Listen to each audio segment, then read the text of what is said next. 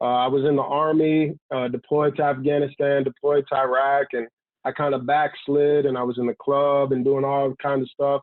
And I mean, the Lord just kept me the whole time. When I wasn't thinking about him, he was thinking about me.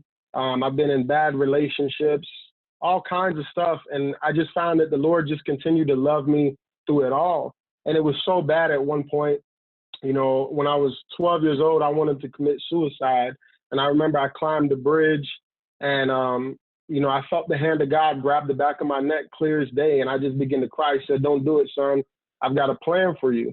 And then later on in life, things were getting so bad that I was thinking about suicide again at like 24, 25 years old. And my heart was just broken, you know, people backstabbing. And somehow the Lord just brought me through all of that. And so I said, "Lord, you know what?" It was one particular incident that I was at the club and I was dancing around and having a good time. And this girl comes up to me and she says, "Hey, you know, we're not supposed to be in here." And I'm like, "Man, whatever. I'm having fun. I'm dancing. Like, you know, leave me alone."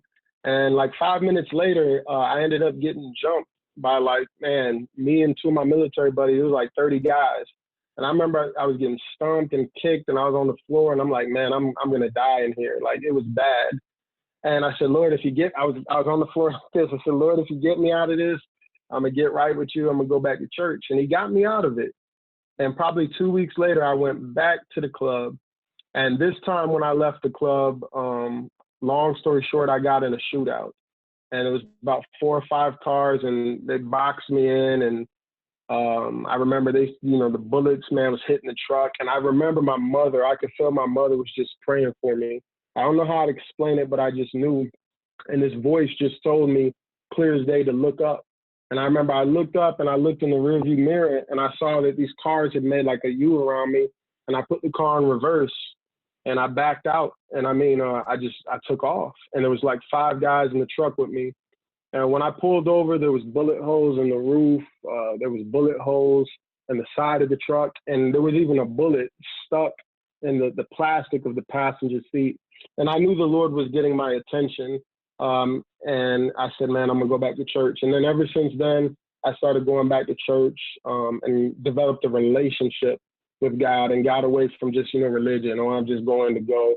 And I made a deal with the Lord. I said, "Lord, whatever you want me to do, I'll do it. I'm so grateful. Whatever you want me to say, I'll say what other people don't want to say. I'll go where other people don't want to go."